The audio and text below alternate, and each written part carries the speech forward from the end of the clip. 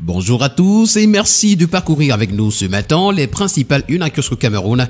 Et nous allons commencer ce périple ce matin avec le journal à caractère satirique Le Popoli qui parle de la fin de course pour le céréal pistacheur.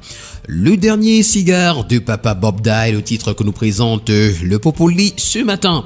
Le quotidien bleu d'Amalmana le jour en parle également lorsqu'il titre Affaire Bobda, pression sur la police judiciaire. D'après le journal, 2 victimes ont été entendues hier. D'autres sont annoncées ce jour. L'information complète à retrouver en parcourant la page 3. En petite une, on parle d'éducation. Rattraper l'inscription de 76 000 écoliers au CEP 2024. Des actes de naissance leur seront établis pour finaliser le dépôt de leur dossier à cet examen. L'information est à retrouver en page 2. Et puis, Lions indomptables, Karl Toko Ekambi prend sa retraite internationale. Ce matin, le quotidien Mutation parle de balles de poussière à Yaoundé, à Bafoussam, à Maroua ainsi que dans d'autres villes camerounaises. Entre vent et tourbillon, les populations y font face à leurs dépens avec les risques de maladies de saison. Les informations, vous les retrouverez des pages 4 à 5. On parle de dépravation également. Ce matin en petite une, la chicha fait toujours rage. Lions indomptables également, Toko Ekambi prend sa retraite. Le quotidien Vert Émergent s'intéresse pour sa part ce jour à la lutte anti-corruption et nous renseigne que les propriétaires immobiliers sont dans le viseur de la CONAC. C'est à retrouver en page 3. Barrage de Natigal, les 60 premiers mégawatts annoncés pour le 24 février 2024.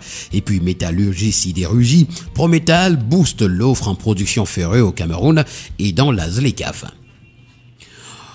À la grande une du tri-hebdomadaire, la voix des jeunes ce matin, abandonné ou mendiant, c'est une interrogation, Ngandou divise. Longtemps considéré comme le 12e homme des Lions indomptables, les exigences de la mascotte Ngandou Piquet à l'occasion de la CAN ivoirienne font l'objet d'une controverse. C'est à retrouver à la page 3. Et puis en page 5, on parle de prédation. Bobda au village de Si Je Savais. Le quotidien L'Info à chaud pour sa part ce matin parle des obsèques du DG de l'agence de promotion des investissements API bloqué. Un loup dans la bergerie, c'est une interrogation. Suite à l'ordonnance du 23 janvier 2024 du TPI d'Ekounou et de la réquisition du 31 janvier 2024 du service central des recherches judiciaires de la gendarmerie nationale, les obsèques de madame le directeur général, qui étaient prévues du 1er au 3 février 2024, ont été reportées sine die. Pourquoi l'affaire est en justice? C'est une interrogation. Et puis, qui a saisi la justice? C'est encore une autre interrogation. L'information ce matin complète à retrouver en parcourant les pages 2 et 3. Achat du billet retour au Cameroun ce matin également. L'appel à l'aide de Ngando suscite de vives critiques en page 8. Et puis maintenant, c'est recyclage des aéronefs. L'autorité aéronautique livre ses 14 premiers lauréats. Le tri-hebdomadaire Le Témoin, dans sa parution de ce matin, s'intéresse à la filière cacao et nous renseigne que le Cameroun est 4e mondial. Joseph Lé s'exprime également ce matin aux nouveaux agents publics, privilégier l'intérêt général au détriment de l'intérêt individuel. À la grande une du tri-hebdomadaire L'Œil du Sahel, ce matin, on parle de l'inflation et la région de l'Adamawa est la région la plus touchée en 2023, nous renseigne le tri-hebdomadaire. Tourisme, le jardin zoologique de Garoua-Semeur à Tokombéré, la situation des enfants malnutris préoccupe. Et puis Extrême Nord, le plan d'action du programme de reconstruction détaillé aux acteurs. Le quotidien L'économie, dans sa parution de ce matin, titre Conclave. La grande messe du groupe BGFI Banque.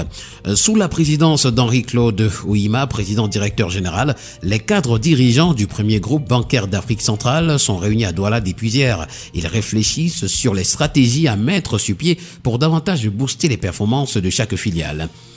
Ce matin, le journal Éco-Finance nous amène à la commune de Tchan où il n'y a pas d'arriéré de salaire depuis février 2020. C'est la grosse information à lire d'ailleurs à la grande une. Pour le quotidien Info Matin, on parle du ministère du Commerce. Baga Tangana recommande union, famille et solidarité.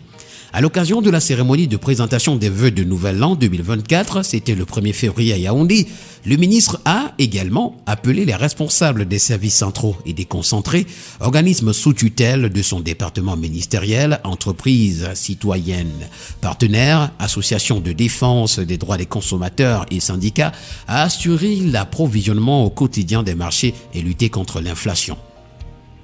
Le quotidien de la santé, Éco-Santé, ce matin pour sa part s'intéresse à la conférence interdisciplinaire et transversale de la santé et nous renseigne que la santé mentale et les maladies chroniques non transmissibles sont en débat à Yaoundé. Transfusion sanguine, 104 861 poches de sang ont été collectées en 2023 et puis promotion de la santé, l'ONG FIS dépiste les maladies à Yaoundé. Le journal Investic Info est également à kiosque ce matin et s'intéresse au stockage et à la distribution des produits pétroliers. La sérénité règne, nous renseigne le journal. Contrairement à la grande effervescence que le pays a connue vers la fin de l'année 2023 du fait d'une pénurie de carburant, le mois de janvier 2024 donne des signes plus que rassurants quant à l'approvisionnement en produits pétroliers sur toute l'étendue du territoire national. Ce qui est de bon augure pour les jours à venir. Nous continuons ce matin avec le quotidien d'information républicaine. C'est le drapeau qui parle du SIAC 2024. La Tunisie sera la guest star.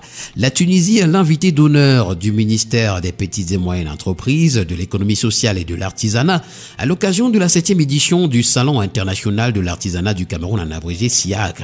Cette collaboration vise à développer les compétences des artisans camerounais et à promouvoir l'artisanat dans les deux pays. L'information est à retrouver en page 6. Lions indomptables également, Toko Ekambi annonce sa retraite internationale. Le tri-hebdomadaire le soir ce matin, s'agissant de formation certifiante en maintenance et recyclage des aéros, le Cameroun est désormais pionnier en Afrique centrale. Et puis SIAC 2024 également, le Minmesa à l'assaut des avancées de la Tunisie. Nous continuons ce matin avec la voix du consommateur qui parle des huiles en vrac et nous les présente comme du poison dans nos assiettes. Dans une lettre adressée au ministre de la Santé publique, le docteur Manaouda Malachi, la Fondation camerounaise des consommateurs tire la sonnette d'alarme parce qu'elle échappe à tout contrôle de sécurité sanitaire et abandonnée entre les mains des commerçants avides de profit. L'huile en vrac est largement consommée au sein des couches défavorisées et constitue aujourd'hui une menace sérieuse pour la santé publique. Depuis plusieurs années, le Cameroun est confronté à l'explosion de maladies cardiovasculaires et à la malnutrition infantile. Solidarité, les Ivoiriens volent au secours de Ngando Piquet et puis nécrologie, mort suspecte d'un enfant de 18 mois. Nous continuons ce matin avec le journal L'Unité qui, s'agissant d'actualité, parle de la mise en place de l'usine de pied de l'homme et nous renseigne que la Banque africaine de développement félicite EDC. Nous terminons avec la même information, c'est avec l'édition spéciale de la République. Serge Marie Nguessam, directeur général de la Banque africaine de développement pour l'Afrique centrale, l'usine de pied de l'Ompangar est un excellent ouvrage. Mesdames et messieurs, voilà qui met en terme à cette dernière sortie de la semaine de la revue de la presse camerounaise. Merci d'avoir été avec nous ce matin pour cette autre édition. On se retrouve lundi prochain pour une nouvelle édition. D'ici là, portez-vous bien. Bon week-end à tous.